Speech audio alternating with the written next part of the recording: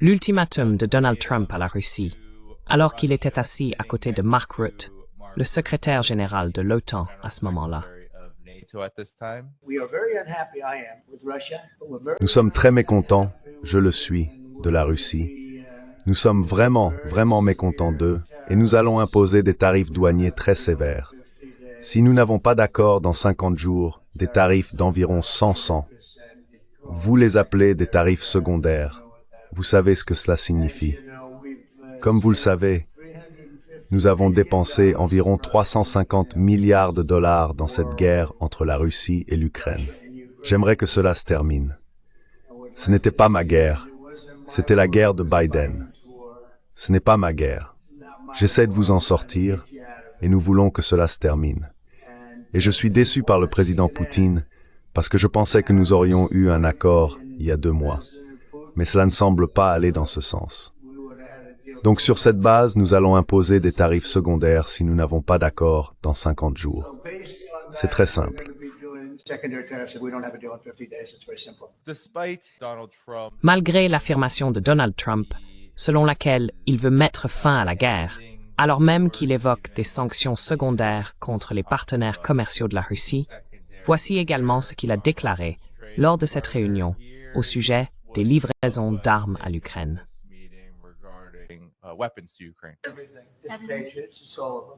Tout, c'est dangereux. C'est tous.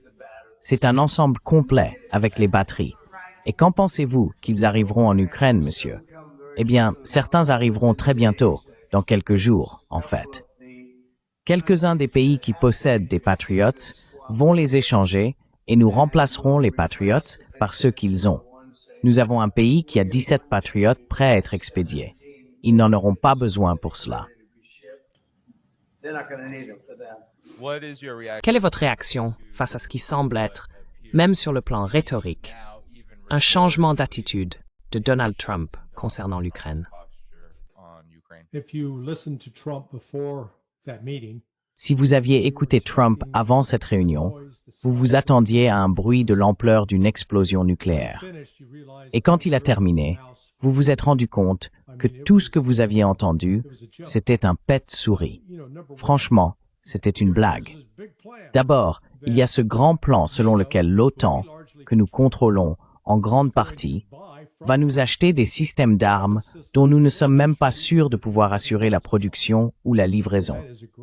C'est un super plan, parce que dès le départ, la façon dont ils vont trouver l'argent, c'est soit que les Européens devront le prendre sur les avoirs russes gelés, ce qui déclenchera alors un contre-coup économique encore plus important en Europe, soit ils devront vraiment sortir l'argent de leur propre poche et leurs cartes de crédit sont déjà au plafond.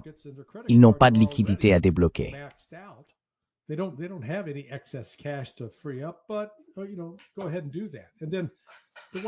Mais, vous savez, allez-y, faites-le. Et puis il y a les systèmes d'armes. Donc Trump vient de dire là 17 batteries de missiles Patriot. D'accord, chaque batterie tire 16 missiles. On va y revenir dans une seconde. Mais commencez à faire le calcul parce que l'inventaire total américain de toutes les batteries de missiles Patriot en ce moment se situe entre 50 et 60. Donc essentiellement, ils s'engagent à en donner ou en vendre un tiers à l'Ukraine, alors qu'Israël en demande, Taïwan en demande, la Corée du Sud en demande. Donc il y a toutes ces autres demandes, et la demande dépasse l'offre. Et puis, rien que l'utilisation opérationnelle de ces batteries de missiles, disons qu'il en envoie 17. Cela signifie que ces 17 transporteront au minimum, voyons 16 chacune, donc un minimum d'environ 280 missiles.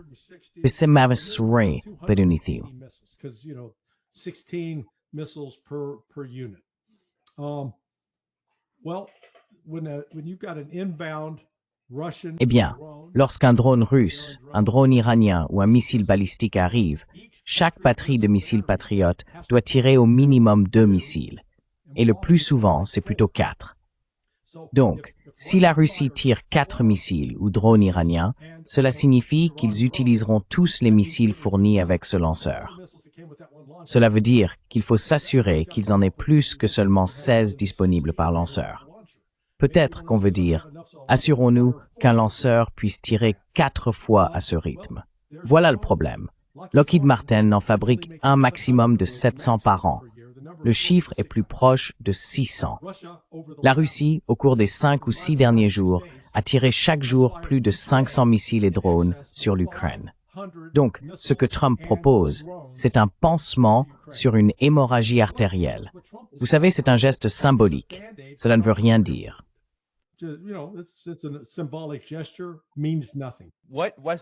Quel pays occidental va fournir les 17 missiles Patriot et leurs batteries, comme il le dit? Avez-vous une idée? Eh bien, regardons simplement la situation de Trump en ce moment.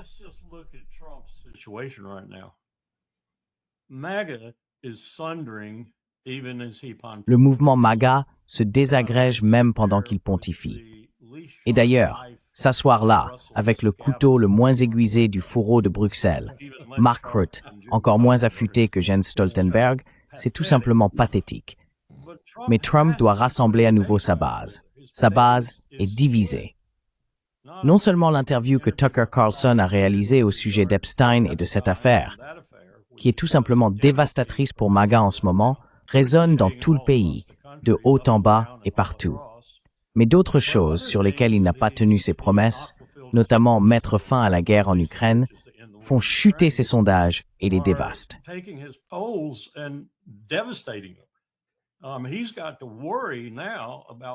Il doit maintenant se demander s'il peut maintenir un quelconque contact avec sa base à partir de maintenant, à part avec les idiots qui en font partie, comme Lindsey Graham, qui salive à l'idée que sa base s'effondre, tout en agissant pour des raisons inavouées, comme poursuivre la guerre en Ukraine, reprendre la guerre contre l'Iran, et ainsi de suite. Donc, la situation politique de Trump en ce moment est catastrophique, et il doit faire quelque chose à ce sujet. Alors, que fait-il? Il organise des conférences de presse et fait des promesses qu'il ne tiendra jamais. Et même s'il pouvait les tenir, il n'y a pas assez, comme Larry l'a souligné, d'armes disponibles, ni de CIA, ni de MI6, ni de Mossad, pour permettre leur vente, leur transfert, etc., afin que cela fasse une différence.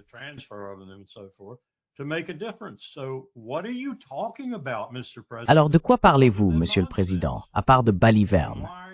Et pourquoi dites-vous cela? Vous le dites parce que vous sentez que vous êtes en difficulté. Et attendez-vous à en voir d'autres. Attendez-vous à une série de commentaires de ce genre. Attendez-vous à voir davantage de Bundy et de Trump se réunir et affirmer, par exemple, « Oh non, il n'y avait pas de liste. Il n'y a aucun problème. Nous n'allons pas enquêter là-dessus. Il n'y a absolument rien à signaler. » Pendant ce temps, son principal porte-parole, depuis longtemps, ami proche et confident, Tucker Carlson, ne se contente pas de mener des interviews sur Epstein et ses agissements, mais vient aussi d'interviewer le président iranien. Tucker démolit Donald Trump, qu'il affirme pourtant aimer et chérir dans chaque interview. Mais Trump s'est égaré, gravement égaré, et il est en difficulté.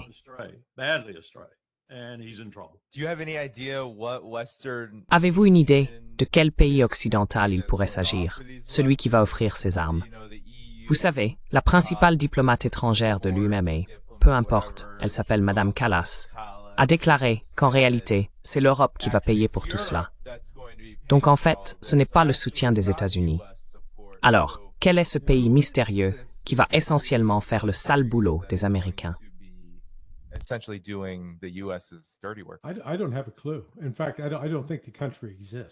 J'en ai aucune idée. En fait, je ne pense pas que ce pays existe, franchement. Vous savez, l'Europe traverse actuellement de graves difficultés économiques. L'Allemagne est en récession. Ils ne veulent pas l'admettre, mais c'est bien ce qu'ils vivent. C'est pareil pour l'Angleterre. La France, à mon avis, connaît à peine une croissance, c'est stagnant. Donc, ils n'ont pas plus d'argent qui rentre. Une étude vient d'ailleurs d'être publiée au Royaume-Uni, montrant que la qualité de vie, la richesse des habitants, est en baisse, pas en hausse. Donc à un moment où ils subissent une pression intérieure importante pour tenter de résoudre les problèmes domestiques dans chacun de ces pays.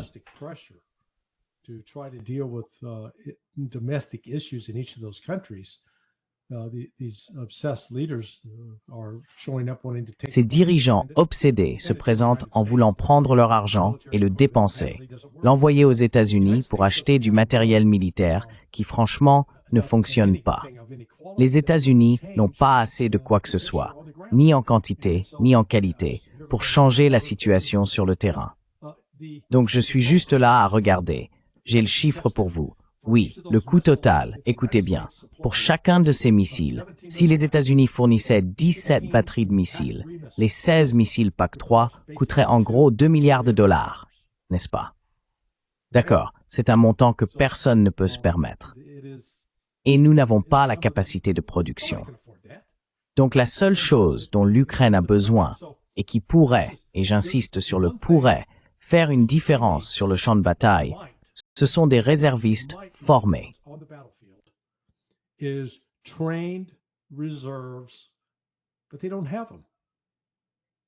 Mais ils ne les ont pas. Tout ce qu'ils ont, ce sont des hommes qui ont été rapidement enrôlés de force et envoyés comme chair à canon sur le front. Alors que la Russie est dans une position bien différente, avec des effectifs, elle recrute plus de 50 000 personnes qui se portent volontaires, sans être forcées, sans être arrachées à la rue. Et elle bénéficie d'un programme d'entraînement. Elle passe donc 2 ou 3 mois en formation de base, puis en formation individuelle avancée lorsqu'elles sont affectées à des unités, et elles apprennent à travailler avec l'intégration des forces, en combinant les opérations de drones avec les mouvements blindés et les mouvements d'infanterie. L'Ukraine n'a pas ce luxe, et elle en paie un prix humain terrible.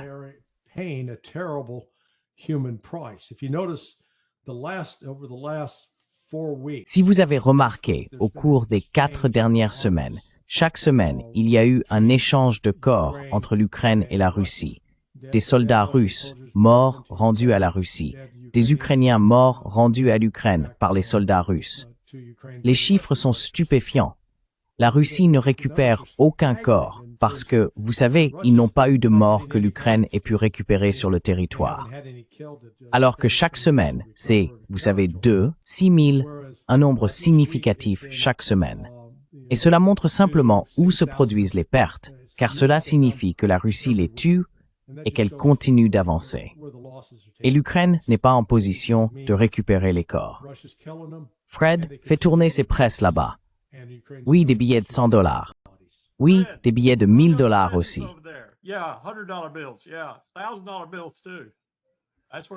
C'est de là que vient l'argent. Je veux dire, regardez simplement comment Trump parle de Vladimir Poutine pendant cette conférence, malgré tout ce que Larry vient de dire. Je ne veux pas dire que c'est un assassin, mais c'est un dur à cuire. Cela a été prouvé au fil des années. Il a trompé beaucoup de monde. Il a trompé Bush, il a trompé beaucoup de gens, il a trompé Clinton, Bush, Obama, Biden. Il m'a pas trompé, moi. Mais ce que je dis, c'est qu'à un certain moment, vous savez, au final, les paroles ne comptent pas. Ce sont les actes qui comptent. Colonel Wilkerson, comment expliquez-vous cette arrogance? Je veux dire, étant donné tout ce que Larry vient d'exposer, eh bien, il m'a pas trompé. Il s'est moqué de moi.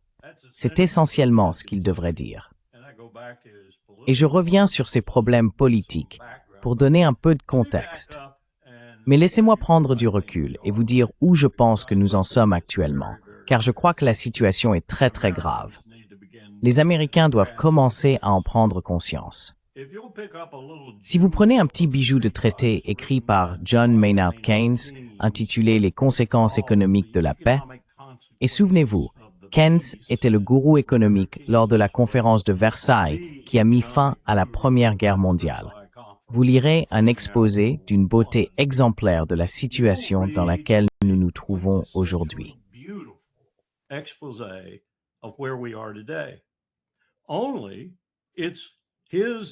Seulement, c'est sa digression sur la façon dont nous sommes arrivés à Versailles et comment nous sommes entrés dans la Première Guerre mondiale. Pour faire court, la raison pour laquelle nous y sommes entrés, c'est que la Grande-Bretagne et la France étaient tellement désireuses de faire la guerre pour stopper l'ascension fulgurante de l'Allemagne, qui les dépassait toutes les deux réunies dans presque tous les domaines de la réussite économique et technocratique, que nous sommes entrés en guerre. Il n'a pas fallu l'assassinat de l'archiduc ou des calendriers automatiques de mobilisation ou quoi que ce soit d'autre. La Grande-Bretagne et la France voulaient absolument la guerre. Lorsqu'ils sont arrivés à la conférence de paix, ils étaient absolument déterminés à poursuivre ce qu'ils avaient commencé avec la Première Guerre mondiale, ce que Maynard Keynes explique vraiment dans ce livre.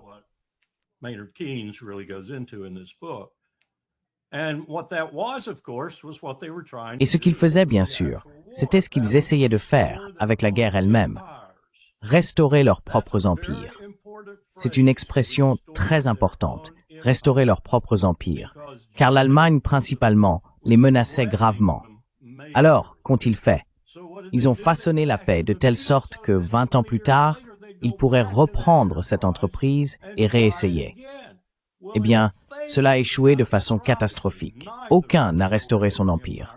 En fait, malgré les efforts valeureux de Churchill pour l'éviter, ils ont détruit des empires, le plus grand d'entre eux, l'Empire britannique. Avançons dans le temps. Où cette situation est-elle pertinente aujourd'hui? Nous y sommes déjà. Retenez bien mes paroles.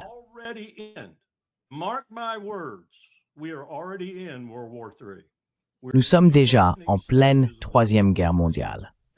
Nous en sommes aux premières étapes de la Troisième Guerre mondiale. Et cette guerre va se dérouler, qu'elle commence en Asie du Sud-Ouest, dans l'Arctique, ou qu'elle se poursuive en Ukraine et s'étende ailleurs. Peu importe. Elle sera menée pour empêcher la même chose que ce que la Grande-Bretagne et la France tentaient d'empêcher il y a de nombreuses années. Le renversement de l'Empire américain par la Chine et ses alliés. C'est ce dans quoi nous sommes impliqués en ce moment. La différence essentielle entre aujourd'hui et cette époque, c'est que nous avons des armes nucléaires. C'est une troisième guerre mondiale extrêmement dangereuse. Et avoir Trump à la tête, pour ainsi dire, est une catastrophe totale. Et il est probable que nous ayons encore de nombreuses années à traverser dans cette troisième guerre mondiale qui s'intensifie, surtout sous Trump. Ou pas. Ou pas. Larry, as-tu quelque chose à dire à ce sujet avant que je passe à la réponse de la Russie? Eh bien, je voulais juste dire que Trump est l'anti-Dale Carnegie. Je pense que Dale Carnegie a écrit un livre intitulé « Comment se faire des amis et influencer les gens ». Trump, lui, est en train d'écrire le livre sur comment perdre des amis et inspirer ses ennemis. Et ce qui s'est passé, c'est que Lula, le président du Brésil, en allant à la conférence des BRICS qu'il a organisée, était, je pense, un peu hésitant concernant les BRICS.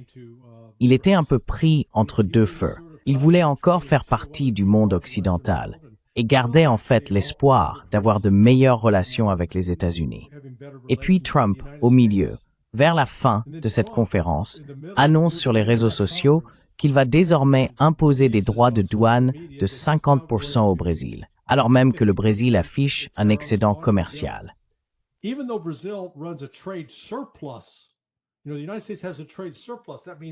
Vous savez, les États-Unis ont un excédent commercial. Cela signifie que le Brésil est en déficit. Donc, nous bénéficions de cette relation. Mais Trump impose quand même des droits de douane à leur encontre à cause de leur situation politique interne liée à Bolsonaro, l'ancien président. Eh bien, qu'est-ce que cela provoque? Cela met Lula en colère et unit le peuple brésilien qui auparavant était, vous savez, politiquement divisé, mais maintenant, ils disent tous à Trump: qu'est-ce que vous faites à vous mêler de nos affaires intérieures? C'est exactement la même chose que rencontrent les policiers lorsqu'ils essayent d'intervenir dans une dispute domestique. S'ils s'en mêlent, les deux parties en conflit se retournent contre eux et attaquent la police.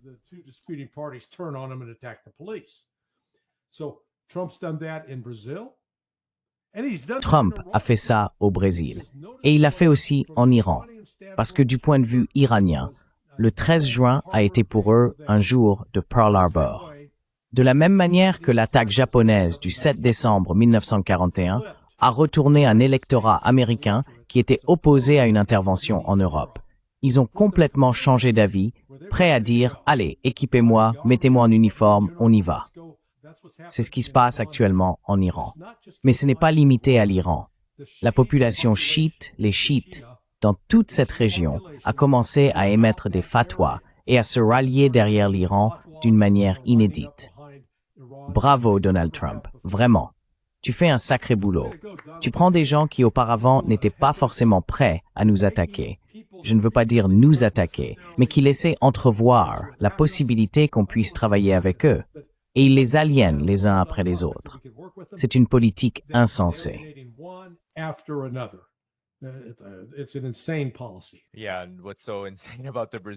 Oui, et ce qui est tellement fou dans le contexte brésilien, c'est que le Brésil est l'un des rares pays avec lesquels les États-Unis ont un excédent commercial.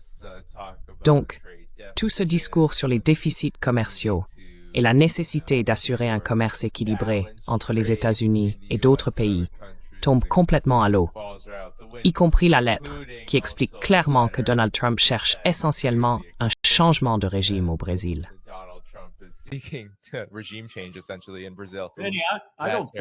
Oui, je ne pense pas que Trump connaisse la différence. Vraiment, je ne pense pas. Je ne pense pas qu'il connaisse la différence. Je ne pense pas qu'il pourrait te définir habeas corpus, procédure régulière ou tarif. Je ne pense pas qu'il le pourrait.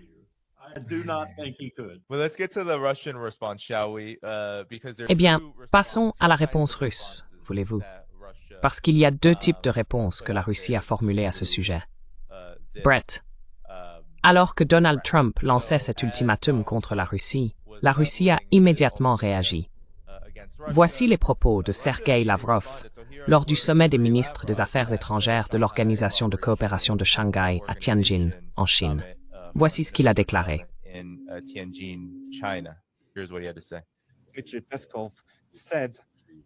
Richard Peskov a déclaré « Nous aimerions voir ce qui se cache derrière cette déclaration du président Trump. » Donc maintenant, cela fait 50 jours, 54 heures. Nous avons aussi environ 100 jours.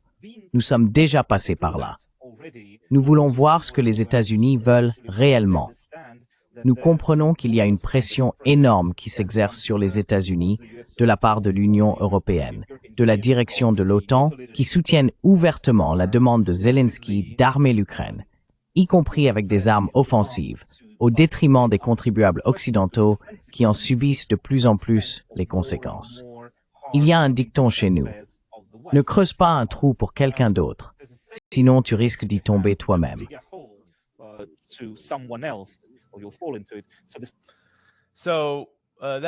C'est donc essentiellement la réponse de Sergei Lavrov.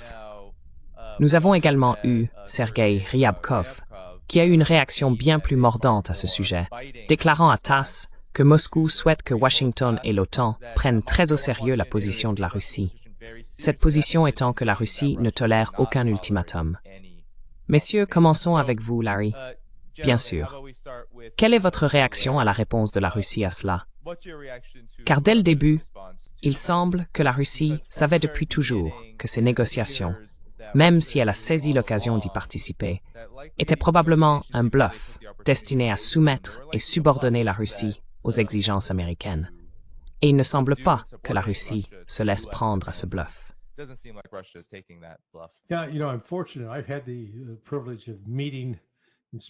Oui, vous savez, j'ai de la chance. J'ai eu le privilège de rencontrer et de discuter avec Lavrov et Ryabkov. Et vous savez, ce sont des hommes très sérieux. Ils ne vont pas rester là à vous servir des discours diplomatiques creux. Ils sont en fait assez directs et ils ne se cachent jamais derrière un langage obscur.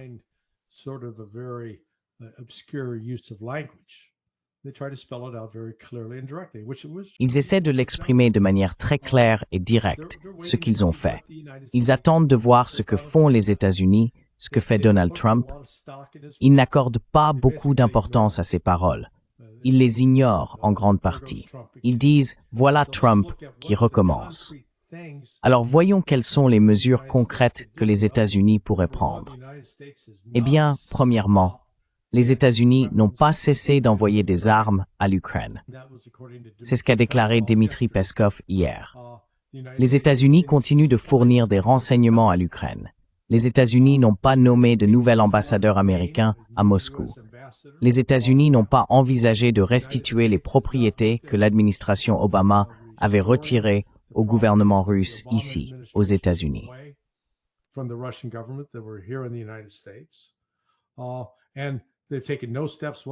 Et ils n'ont pris aucune mesure pour ouvrir des vols directs entre les États-Unis et Moscou.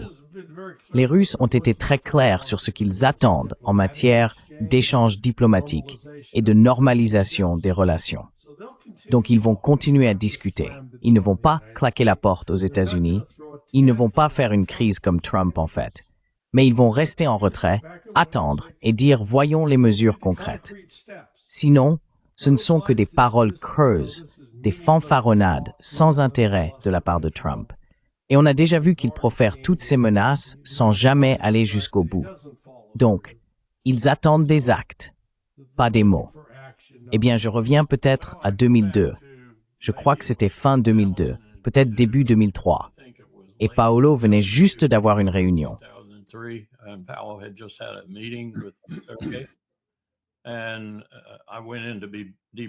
Je suis allé me faire débriefer sur la réunion parce que je n'avais pas eu l'occasion d'y assister. Nous avions également eu une série de réunions au niveau des ministres des Affaires étrangères et des ambassadeurs, si tu veux, avec la Chine, la France, l'Allemagne et la Russie.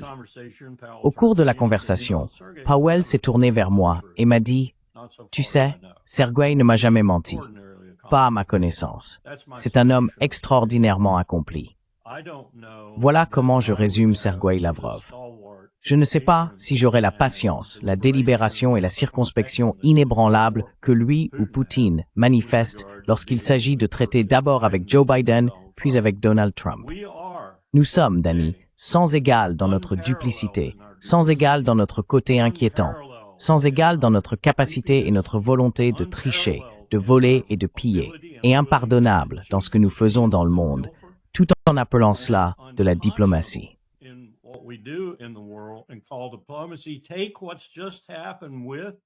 Prenez ce qui vient de se passer. D'après ce que j'en comprends, et je pense bien comprendre la situation, avec ce que nous faisons à la Cour pénale internationale. Ce que nous faisons est inadmissible. Et nous avons eu Rubinstein qui a annoncé au monde entier que les États-Unis mettaient fin à tous les aspects du droit international qui ont du sens. Et nous le faisions au nom de ce petit État marionnette misérable au bout de la Méditerranée qu'on appelle Israël. Nous sommes méprisables. Et ce que Sergueï et d'autres diplomates russes, ainsi que Poutine lui-même, ont compris, c'est précisément cela. Et maintenant, ils essaient de déterminer comment gérer ce mépris, cette incroyable arrogance, cette stupidité, cette totale obtusion sur la scène mondiale, parce que nous avons encore un certain pouvoir résiduel. We still have some residual power.